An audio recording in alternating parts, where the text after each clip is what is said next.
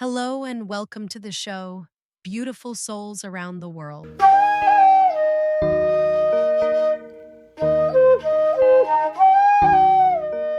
अन्ये च बहवः शूरा मदर्थे त्यक्त जीविता नाना शस्त्र प्रहरणा सर्वे युद्ध विशारदा. Welcome to the Deep Dive. Today we're going right into verse 9 of chapter 1 of the Bhagavad Gita. Okay. Now, this might seem like just a simple head count within the Kaurava War Council. Yeah, on the surface, maybe? But it's packed with, well, surprising insights into strategy, psychology, and what really drives loyalty. Exactly. What looks like a basic inventory, counting troops, actually gives you a fascinating look into Duryodhana's state of mind. And the larger power dynamics at play just before this massive conflict kicks off. So our goal today is to really dig into this verse, which seems straightforward, Right. and see what it tells us about the bigger story, and maybe more importantly, how it connects with things we might see in our own lives. Yeah, the parallels can be quite striking. All right, let's hear the verse itself. In English, it says, "And there are many other heroes who are determined to lay down their lives for my sake. All of them are well equipped with various weapons and are experienced in the art of warfare." Okay. And the context here is really key, I think. Right. Where does it fit? Well, this comes right after Duryodhana has been listing some prominent, really well-known warriors on his side, big names. Okay. Then he shifts gear slightly to these many other heroes. Yeah. Individuals who might not be as famous, maybe, but are just as committed to his cause. And that phrase really stands out, doesn't it? Which one? The bit about them being willing to sacrifice their lives for my sake. Oh, absolutely. That "for my sake" jumps right out. It's very revealing. Okay, so let's unpack this a little and maybe start with some of the key terms. We've got Bhava Shura. Right. Bhava Shura. It simply means many valiant warriors. Bhava meaning many, Shura meaning heroes or valiant ones. So highlighting quantity. Exactly. A significant number of fighters beyond the sort of A-listers he just mentioned. This sheer number seems really important to Duryodhana. And then there's that part we just mentioned, the really telling part. Mad Artha Tikta Jivito. Yes. This translates quite literally to "willing to die for me" or "have laid down their lives for my sake." And that matter. That's the core of it, isn't it? For me, it really shows the egocentric way Duryodhana sees their loyalty. He thinks it's personal. He believes their ultimate sacrifice is personally for him.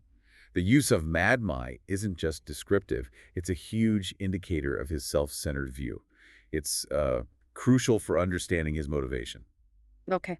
Following that, we have Nanashastra Praharana. This describes him as armed with various weapons. Nana means various or diverse. Shastra is weapons, and prahara means armed with or wielding. So it suggests they're well prepared. And diverse in their skills, prepared for different kinds of fighting. Not just a disorganized mob, they're properly equipped. Right. And finally, Yuddha Visharada. Yuddha Viharada. This means they are well-versed in warfare, or experienced in the art of warfare. Yuddha is war, and Vijarado means expert or skilled.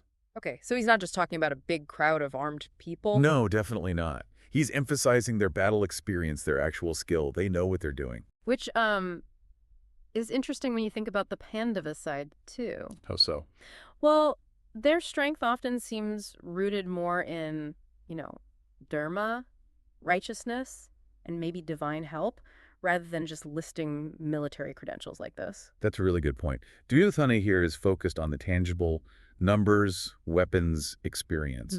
It highlights a difference in perspective right from the start. So putting it all together, especially that "for my sake" part, it really shines a light on Duryodhana's psychology, doesn't it? Absolutely. Why does he feel the need to emphasize not just the famous generals, but also this huge group of unnamed heroes supposedly ready to die for him? Well, what's fascinating is the potential insecurity that might be driving this boast. You think he's insecure? It's possible. It's almost as if by stressing the sheer weight of numbers, and especially the personal loyalty of these warriors, he's trying to build up his own confidence. Like trying to convince himself? Maybe convince himself that his position is strong, even if he perhaps deep down senses the ethical issues with his cause. Yeah.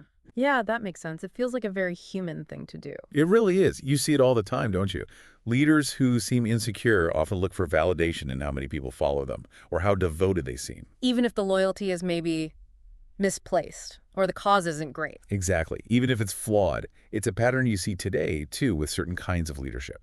So is it overcompensating, or could it also just be, a power play showing off his strength to intimidate the other side? It could have that element, too, certainly, a calculated display of power. But But I still think the need to make such a strong statement about personal sacrifice, for my sake, it hints at something deeper, a potential vulnerability. It feels less like pure strategic confidence and maybe more like a need for personal reassurance. okay. And this emphasis on the numbers ready to die for him. Who were these people? The verse calls them other heroes. Were they just like faceless soldiers? Not really, no.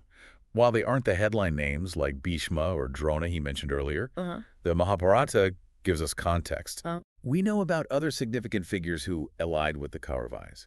People like Shakuni's sons or Jayadratha, Kritavarma. Right, other kings and commanders. Exactly. Many were regional kings themselves, with their own armies, their own expertise. So while they might be other compared to the absolute top tier, they were still considerable forces, not just cannon fodder. Which makes the central irony here even sharper, doesn't it? How so? Well, you have all these capable, experienced, well-equipped warriors dedicating themselves, ready to die, for a cause that's basically driven by one man's ego. By Duryodhana's jealousy and his refusal to follow Dharma, that sense of what's right. That's the crux of it. You have this significant military strength, this potential for ultimate sacrifice, but it's all channeled towards a flawed, self-serving ambition. It's a huge contrast. A huge contrast to the Pandavas' position, which is framed much more around restoring righteousness. And you have Krishna there watching all this, with this calm, detached wisdom, seeing the moral direction things are going. It really does make you think about how this kind of thing plays out today in the world around us. Oh, absolutely. You see leaders, maybe in politics or business, even social groups, who somehow manage to build this intense loyalty. Sometimes even when their motives or their actions seem questionable from the outside. And people commit so deeply, don't they? They really do. It might be out of a sense of duty or obligation, maybe peer pressure, or even the hope of getting something out of it. Even if they have doubt. Even if they have private doubts, Just like these warriors pledged their lives to Duryodhana, you often see people aligning with powerful figures or, dominant ideologies, even if it means sort of overlooking ethical problems or maybe suppressing their own better judgment. This brings up some really important questions for us, doesn't it, for anyone listening? It really does. This verse kind of acts like a mirror. How so? It prompts you to think about your own loyalties. Like, who are you really following? Whose ideas or authority do you support? And why? And critically, yes, why? Is your loyalty rooted in something deeper, like truth or justice? Or is it just directed toward, say, a powerful person or a group that happens to be influential right now? And it makes you question your own motivations, too. Like, are my actions based on my principles, on what I truly believe is right? Or am I just, going along with the crowd, maybe because it's easier, or I want to belong, or I'm afraid of standing out? And maybe even more personally, it encourages a bit of self-reflection. Could I sometimes act a bit like Duryodhana? Ooh, that's a tough one. It is. But do I ever seek validation or maybe control by emphasizing how many people agree with me or how many people support my ideas, maybe as a way to kind of paper over my own uncertainties? It's worth thinking about. So thinking practically then, what are some takeaways, lessons for daily life we can pull from looking closely at verse 9? Okay, well, firstly, I'd say be really cautious about ego-driven leadership. How do you spot that? If a leader constantly demands unwavering personal loyalty and seems to measure their own strength by how many devoted followers they have, that should probably raise a little red flag. Right. True leadership, as we kind of see contrasted later in the Gita, often involves humility, focusing on a purpose bigger than oneself. Okay, that's one. What else? Secondly, it's a powerful reminder that power and numbers don't automatically mean truth or righteousness. Just because something's popular doesn't make it right. Exactly. Just because a lot of people believe something or support a cause doesn't make it just or correct. You still need to think for yourself, use your own judgment. It's crucial. So, critical thinking about the causes we support. Yes. Develop that habit. Yes. Really question the causes and the battles, big or small, that you choose to get involved in. Do they line up with my values? Precisely. Do they align with your core values? Are the principles sound? Or are you just being swept along by maybe a charismatic leader or a popular trend that might actually be flawed? Okay. And maybe a final point. And finally, maybe turning it inward.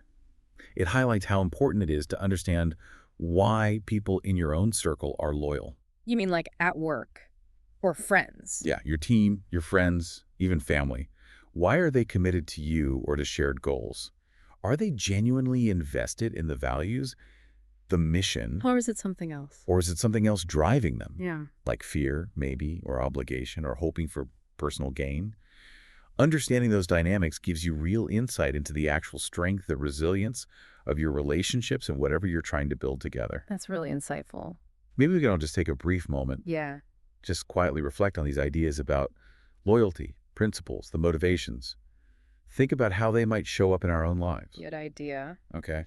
You know, it's also interesting that the verse specifically mentions these nameless warriors, the other heroes. Even if they aren't the main characters in the epic, they're acknowledged as playing a crucial role. That is a powerful point, actually. It reminds us of all the often unseen people in any field, really.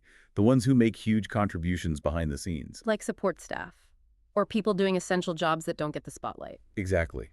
Their dedication, their efforts are often completely essential for any kind of collective success, but they don't always get the recognition. And circling back to what we said earlier, the reason for that service, the motivation, is key, isn't it? Absolutely. Service done with genuine intention, Yeah. focused on a greater good.